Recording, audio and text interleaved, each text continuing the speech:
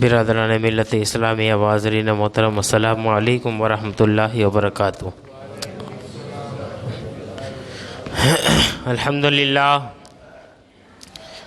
अल्हम्दुलिल्लाहि रब्बिल आलमीन वल आक़िबतु लिल मुत्तक़ीन वस्सलातु वस्सलामु अला मन काना नबिय्यन व आदमु बैनल माइ वत्तीन व अला आलिहि व अस्हाबिहि तय्यिबीन अत्ताहिरीन। अम्मा बाद फ़अऊज़ु बिल्लाहि मिनश शैतानिर रजीम। बिस्मिल्लाहिर रहमानिर रहीम।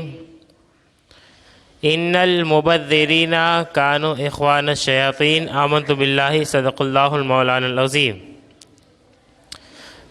व सदक़ा रसूलुहुन नबियुल अमीनुल करीम व नहनु अला ज़ालिका लमिनश शाहिदीन व शाकिरीन व ज़ाकिरीन वल्हम्दुलिल्लाहि रब्बिल आलमीन। गौसे आज़म व मने बेसरो सामा मददे क़िबला दी मददे काबाए ईमा मददे बगिरदा बेबला उफ्ताद कश्ती ज़ईफ़ाने शकिस्तारा तो कुश्ती बहक के ख्वाजाए उस्मान हारू मदद कुन या मुईनुद्दीन चिश्ती। आइए सबसे पहले हम और आप मिलकर दस्तूर सुन्नत व जमात के मुताबिक अपने और सारी कायनात के मरकज़ अक़ीदत अनी से बेकसा चार साल से दर्दमंदा फ़ख्र रसूला सय्याह लामका सरवर इंसुजा नैयर बतहा अहमद मुश्तबा सय्यिदना मुहम्मदिनिल मुस्तफ़ा अरवाहुना फ़िदाउ सल्लल्लाहु तआला अलैहि वसल्लम की बारगाह बेकस पनाह में अपनी ग़ुलामी का सबूत दें। बावाज़ बुलंद हदिया दरूद निशावर करें और पढ़ें अल्लाहुम्मा सल्ली अला सय्यदना शफ़ीना हबीबना मौलाना अहमद वालिक सलीम सलातु व सलामुन अलैका या रसूलल्लाह व सल्लमुन अलैका या नबीयल्लाह सल्लल्लाहु तआला अलैहि वसल्लम।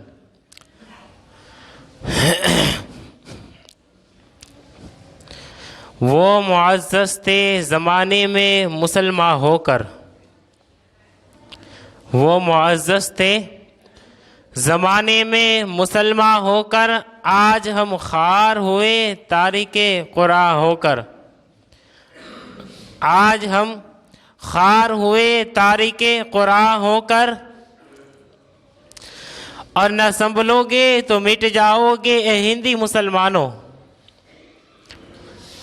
न संभलोगे तो मिट जाओगे ए हिंदी मुसलमानों, तुम्हारी दास्ता तक भी न रहेगी दास्तानों में। तुम्हारी दास्ता तक भी न रहेगी दास्तानों में। और की मोहम्मद से वफ़ा सल्लल्लाहु ताला अलैहि वसल्लम, तूने तो हम तेरे हैं, ये जहाँ चीज़ है क्या लोहो कलम तेरे हैं। हज़रात, अल्लाह रब्बुल इज़्ज़त ने अपने बंदों की रहबरी और हिदायत के लिए 1,24,000 कमोबेश अम्बिया कराम रसूलाने इज़ाम को दुनिया में मबूस फरमाए। वजह क्या है? हज़रत आदम से लेकर के ईसा तक और हज़रत ईसा से हमारे आका तक। वजह क्या है?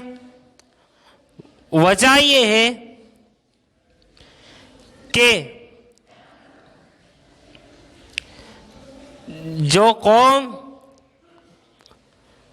अपनी राह भटक जाए, अपने पैदा होने के मकसद को भूल जाए, और जिस कौम ने अपने आप को भुला दिया, गुनाहों के पीछे लग गई, नए नए कारनामे जो किसी ने ना सोचे वो दुनिया में अंजाम देने लगी, अल्लाह रब्बुल इज़्ज़त ने बवक्ते ज़रूरत जैसे ज़रूरत पेश आती उस हिसाब से अल्लाह रब्बुल इज़्ज़त अपने अम्बिया को, अपने नबी को दुनिया में मबूस फरमाता। और जब मबूस फरमाता वो नबी आते, कौम को वाज़ो नसीहत फरमाते, यानी उनको बताते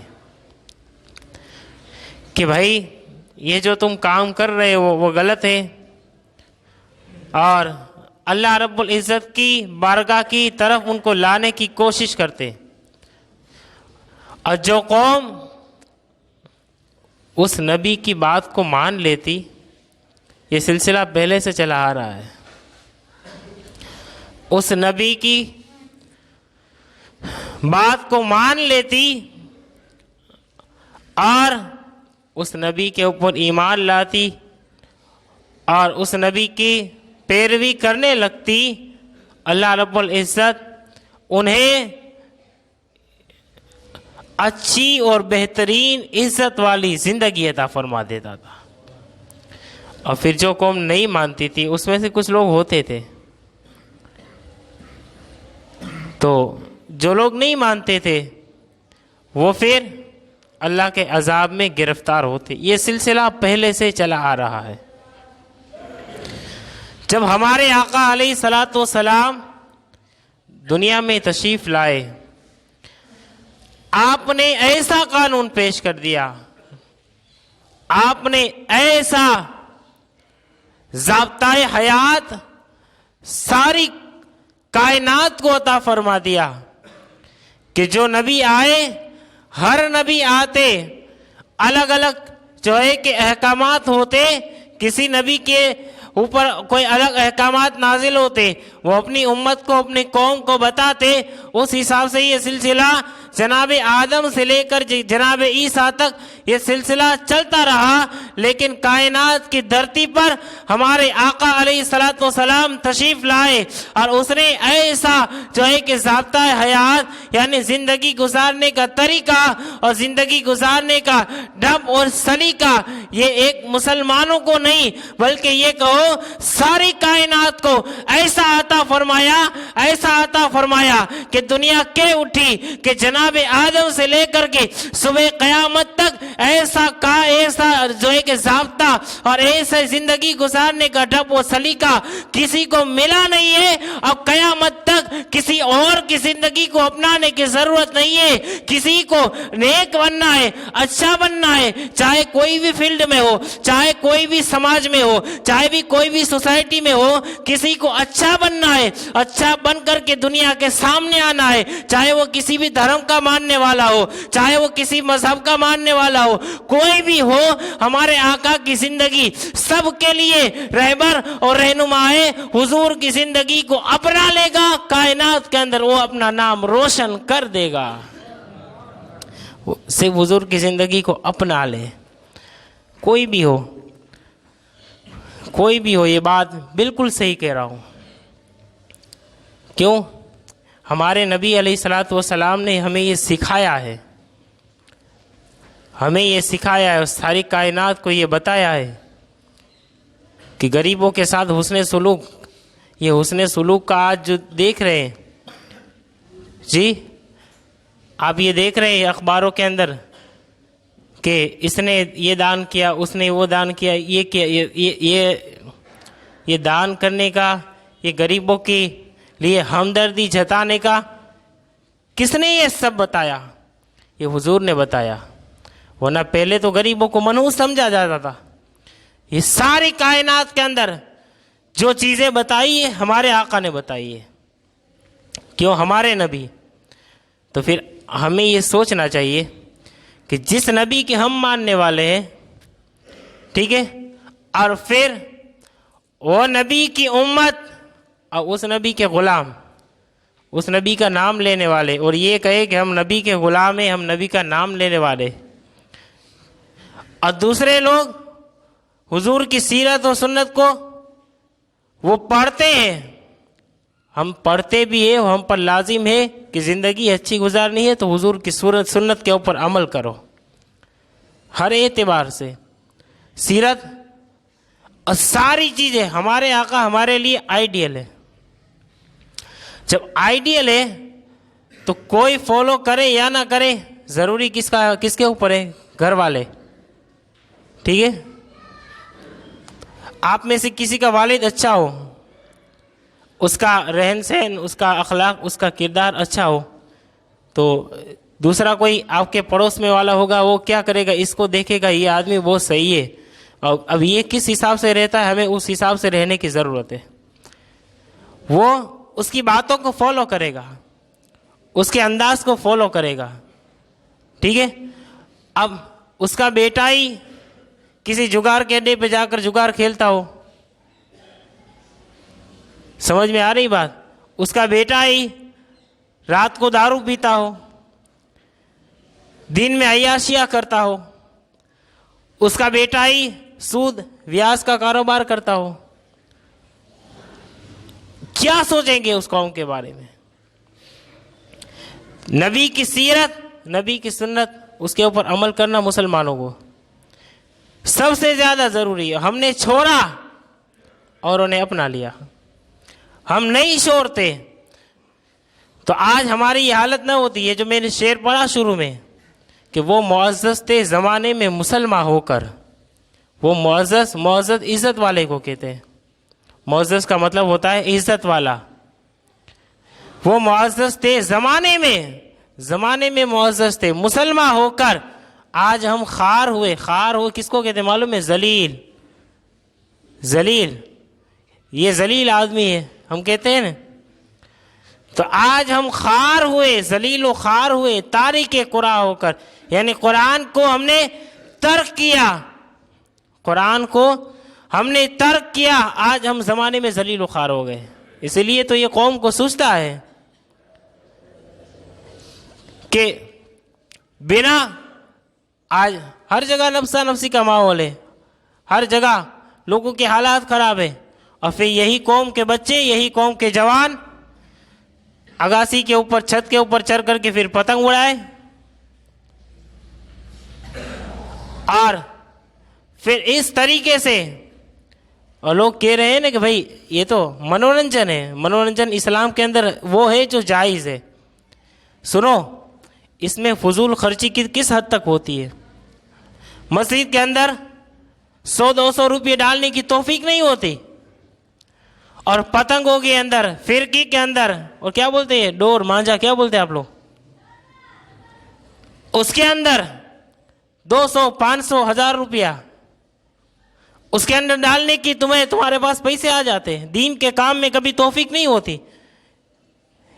इसलिए आज सबसे ज्यादा बेरोजगार कोई है तबका हमारी समाज के अंदर, तो हमारे जवानों का है। कोई काम धंधा नहीं है, सिर्फ मुंह में मावा चला करके घूम रहा है। बाज़ औक़ात ऐसे जवान भी मिलते हैं, बाप कमा रहा है और ये बिल्कुल हट्टा कट्टा होकर के घूम रहा है। क्यों? काम पे, नौकरी पे, तुझे सब नौकरी पे कोई नहीं रखता, तुझे नौकरी पे, तेरा ज़मीर मर चुका है। तेरी ये गुनाहों की आदत की वजह से अल्लाह रब्बुल इज़्ज़त की तरफ से तुझे ये मार पड़ी है कि जितना तेरे पास है ये सारी ताकत तेरी ज़ाहिरी है, बातिल के अंदर तेरे पास कुछ नहीं है। आज ये पतंग उड़ाने का ये रिवाज, इससे पहले मैंने जुमा में बहुत अच्छी तरीके से समझाया था कि ये उसकी नकल को किया जाता है जो हुजूर अकरम सल्लल्लाहु ताला अलैहि वसल्लम और सैयदा कायनात माँ फातिमा ज़हरा जिसके ताल्लुक से मेरे आका ने फरमाया, फातिमा मुझसे है, मैं फातिमा से हूँ। बोलो सुभान अल्लाह। फातिमा मुझसे है, मैं फातिमा से हूँ। बल्कि हद हो गई, मेरे आका ने फरमाया का फातिमा का मकाम जानते हो? फातिमा मेरे जिस्म का टुकड़ा है, फातिमा मेरे जिस्म का टुकड़ा है। और फिर कहा फातिमा जिससे खुश हो जाती है, ये मेरे आका ने फरमाया, फातिमा जिससे खुश हो जाती है उससे मैं खुश हो जाता हूँ, और जिससे मैं खुश हो जाता हूँ उससे अल्लाह खुश हो जाता है, और जिससे अल्लाह खुश हो जाता है अल्लाह फिर उसे जन्नत अता फरमा देता है। समझ में आ रही बात?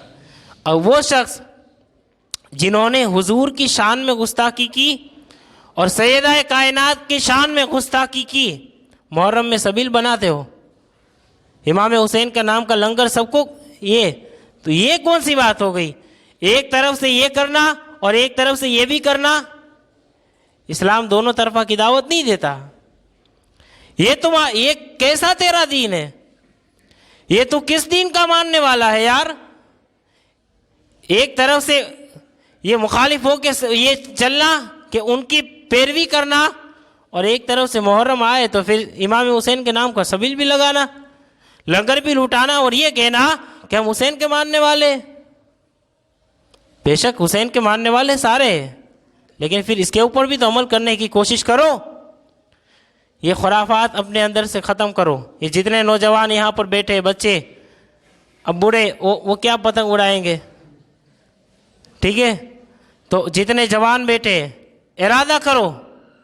अब फिर आप ये कहेंगे, अरे हाफिज साहब बोले બધાય બધાય ઉડાડે છે, આપણે ના ઉડાડીએ શું છે, બધાયને થોડા તમે સુધારવા જવાનું। मेरी जिम्मेदारी सबको सुधारने, पूरे कायनात को सुधारने की जिम्मेदारी मेरी थोड़ी है। मुझे बताने की जिम्मेदारी किसकी है? आप लोगों की। इस मस्जिद में जितने नमाजी हैं उन लोगों की। आप लोगों की जिम्मेदारी क्या है मालूम है? आप लोगों की जिम्मेदारी ये है कि आप खुद सुधर जाओ, ये आपकी जिम्मेदारी है। मेरी जिम्मेदारी ये आपको बताऊं, आपकी जिम्मेदारी ये आप खुद सुधर जाओ, ठीक है। जब आप खुद सुधर जाएंगे, औरों की चिंता ना करें। अगर आपका कोई दोस्त, आपका भाई अगर ये कर रहा है तो फिर उसको बचाने की कोशिश करें। ये फजूल खर्ची है, ये फजूल खर्ची है। इसका हिसाब सबको देना है, इसका हिसाब देना पड़ेगा।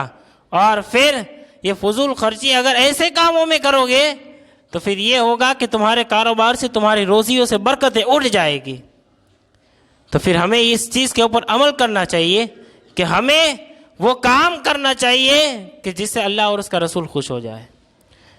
तो बहुत सारे लोग छतों के ऊपर फिर गाने, म्यूज़िक, आपको पता नहीं है, आप लोगों को तंग कर रहे हो। ये सारी चीज़ें, इसमें बहुत सारे गुनाह।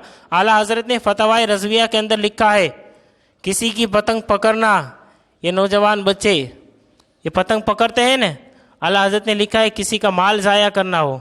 अब ये 5 रुपये की पतंग हो या 1 रुपये की पतंग हो, आला हज़रत ने फतवा दिया है और कहा कि एक दूसरे की आप पतंग वो लड़ाते हो ना, पेच लड़ाते हो, क्या बोलते हो, पेच लड़ाते, आला हज़रत ने इसे गुनाह लिखा है।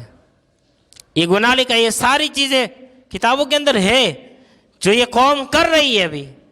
तो हमें चाहिए कि हम इन चीज़ों से बचेंगे इंशाअल्लाह।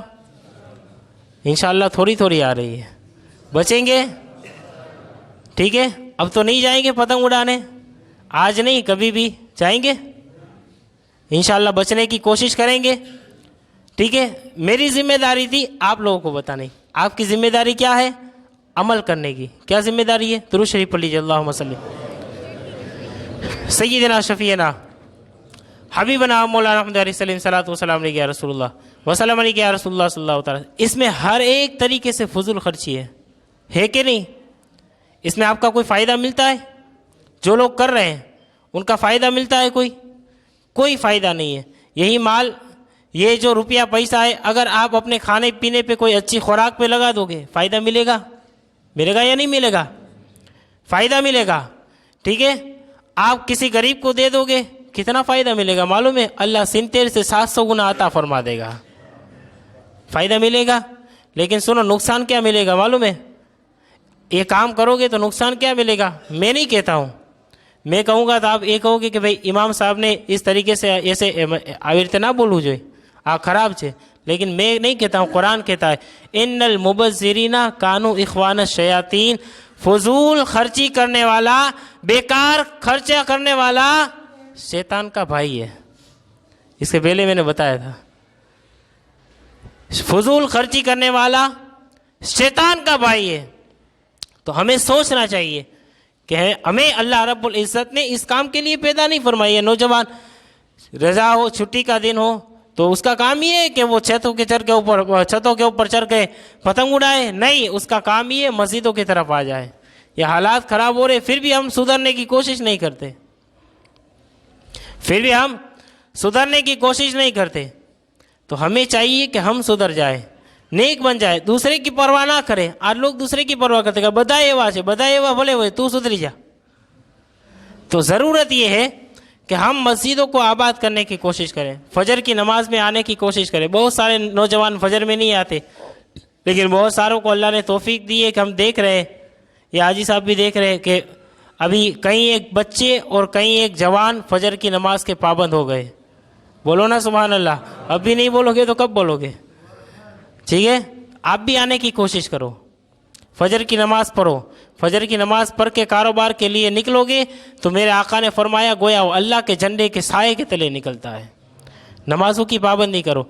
और अपना ये पतंग बतंग का जो भी आपने इरादा किया है, ठीक है, लेने का या ले लिया है, तो उतना पैसा मस्जिद की झोली में डाल दो, ताकि आपको भी पता चले कि अल्लाह की राह में दोगे तो ये रिटर्न लौट करके आएगा। आपका वतन आपको रिटर्न लौट करके नहीं देगा। अल्लाह की राह में दोगे, मस्जिद में दोगे तो ये रिटर्न आएगा। और दूसरा ये है कि अहले बैत से अगर सच्ची मोहब्बत है तो फिर ये काम नहीं करोगे। ठीक है, इंशाअल्लाह। अल्लाह रब्बुल इज़्ज़त की बारगाह में दुआ है, अल्लाह रब्बुल इज़्ज़त कहने सुनने से ज़्यादा अमल की तौफीक अता फरमाए। आमीन। वमा अलैना इल्लल बलागुल।